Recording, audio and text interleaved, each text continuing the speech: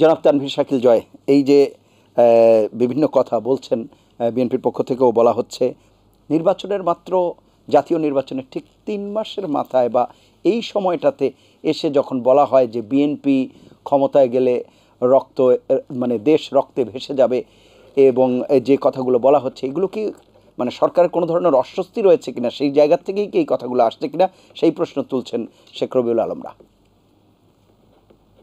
জি, ধন্যবাদ আপনাকে। সকল সম্মানিত আলোচক এবং সকল দর্শককে শুভেচ্ছা। 7ই জানুয়ারি একটি সুষ্ঠু, গ্রহণযোগ্য এবং সফল নির্বাচনের পরে সরকার সব থেকে নিশ্চিন্ত অবস্থা পার করছেন। এখানে বিএনপি হতাশ কি হতাশ না, এটি আসলে ওনাদের বক্তব্যই উঠে আসে। গত 15 বছর ধরে ওনারা আন্দোলনই করে যাচ্ছেন এবং এখন বলছেন যে সরকার আতঙ্কে আছে, জনরোষে আছে, ওনাদের নাকি আন্দোলন অব্যাহত আছে। সুতরাং ওনাদের এই সকল বক্তব্যই প্রমাণ করে যে ওনারা কতটা হতাশাগ্রস্ত। এবং আপনাদের খেয়াল আছে যে কিছুদিন আগে ওনাদের স্থায়ী কমিটির একজন মানে শীর্ষস্থানীয় নেতা কিন্তু একটি সমাবেশে নিজেই বলেছিলেন যে রাজনৈতিক কৌশল বা সরকার এভাবে নির্বাচন মানে সরকারের যে নির্বাচন হয়ে যাবে সেটি ওনারা বুঝতেই পারেননি।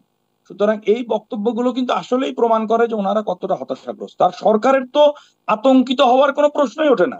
সরকার আতঙ্কিত কেন হবে? 7ই জানুয়ারির নির্বাচনের মাধ্যমে সরকার নিরঙ্কুশ সংখ্যাগরিষ্ঠতা পেয়েছে। মাননীয় প্রধানমন্ত্রী জননেত্রী শেখ হাসিনা 5মবারের মতো প্রধানমন্ত্রী হয়েছেন, টানা 4র্থবার প্রধানমন্ত্রী হয়েছেন।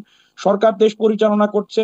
সরকারের এখন প্রথম চিন্তা হলো যে বৈশ্বিক অর্থনৈতিক সংকট এবং সারা বিশ্বে যুদ্ধ সহ বিভিন্ন পরিস্থিতির কারণে যে অস্থিরতা বিরাজ করছে সেটিকে সামনে রেখে দেশের সার্বিক পরিস্থিতি কিভাবে স্থিতিশীল রাখা যায়, অর্থনীতি কিভাবে স্থিতিশীল রাখা যায়, উন্নয়নের গতিধারাকে কিভাবে অব্যাহত রাখা যায়, সরকার সেই বিষয়ে আমরা হলো বেশি মনোযোগী। এবং দল কিসে মনোযোগী? দল হলো সাংগঠনিক কাঠামোকে শক্তিশালী করার ক্ষেত্রে মনোযোগী। আপনাদের খেয়াল আছে, আপনারা হয়তো জানেন যে গতকাল মাননীয় প্রধানমন্ত্রী এবং আমাদের সভানেত্রী জননেত্রী শেখ হাসিনার নেতৃত্বে আমাদের ওয়ার্কিং কমিটির মিটিং, সেই মিটিং এ কিন্তু মাননীয় প্রধানমন্ত্রী জোর দিয়েছেন যে নির্বাচন পরবর্তী সময় যেটি হয় যে নির্বাচনে একাধিক প্রার্থী থাকে, একজন বিজয়ী হন, একজন বিজয়ী হতে পারেন না, যার ফলে দলের মধ্যে অনেক সময় দূরত্ব তৈরি হয়।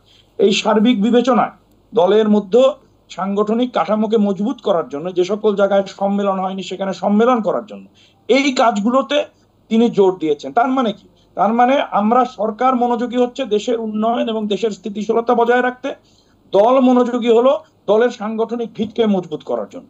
সুতরাং এখানে অস্বস্তি বা আতঙ্ক এগুলো আসলে মানে বিএনপির যে বলে না যে মানুষ আর নিজেকে বুঝ দেয়, নিজেকে নিজে বুঝ দিতে চায়, নিজেকে নিজের নেতা কর্মীদের আশ্বস্ত করতে চায়, এরকম মানে মনোভাব থেকেই তারা এরকম কথা বলেন। আর এখানে নির্বাচনের কথা যে বলা হচ্ছে, যেখানে টিআইবির উদাহরণ ওনারা দিলেন, যে টিআইবি বিএনপির সরকারকে 2001 সাল থেকে সব থেকে দুর্নীতিগ্রস্ত সরকার হিসেবে পরপর কিন্তু 5বার বিশ্ব চ্যাম্পিয়নের অভিহিত করেছিল। ঠিক আছে, আজকে মিডিয়া কিন্তু নির্বাচন দেখেছে। হ্যাঁ, নির্বাচনে 40% ভোট পড়েছে না 38% পড়েছে না 35% পড়েছে, এটা নিয়ে ডিবেট হতে পারে। কিন্তু সেদিন যে ভোটারদের দীর্ঘ লাইন, মহিলাদের যে দীর্ঘ প্রতীক্ষা করে ভোট দেয়, সকল কিছু কিন্তু মিডিয়া এসেছে। কিন্তু ওনারা তো সেটি দেখবেন না, কারণ ওনাদের বক্তব্য অনুযায়ী বিএনপি যে নির্বাচনে অংশগ্রহণ করবে না সেই নির্বাচন গ্রহণযোগ্য হবে না। সংবিধানে এমন কোথাও লেখা নাই যে বিএনপি অংশগ্রহণ না করলে নির্বাচন গ্রহণযোগ্য হবে না। আর ওনারা প্রতিবারই নির্বাচনকে বিতর্কিত করার জন্যই আসেন। 2014 সালে ওনারা নির্বাচন বর্জন করে হাজার হাজার মানুষকে পুড়িয়ে মারলেন। 2018 সালে নির্বাচন এসে যখন নির্বাচনে পরাজিত হলেন তখন বিভিন্ন ধোঁয়া তুললেন যে এইভাবে নির্বাচন হয়েছে, ওইভাবে নির্বাচন হয়েছে।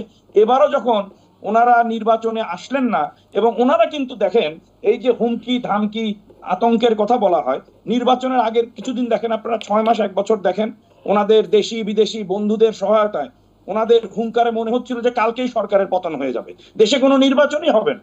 আজকে নির্বাচন পার হয়ে 3 মাস 3.5 মাস চলে গেছে কিন্তু, এবং সরকার একটি স্টেবল সরকার, এবং ওনাদের যারা বন্ধু ছিলেন, তথাকথিত বন্ধু ছিলেন, তারাই কিন্তু এখন সরকারের সাথে বন্ধুত্ব করার জন্য খুবই আগ্রহী, সেই সকল রাষ্ট্রগুলো।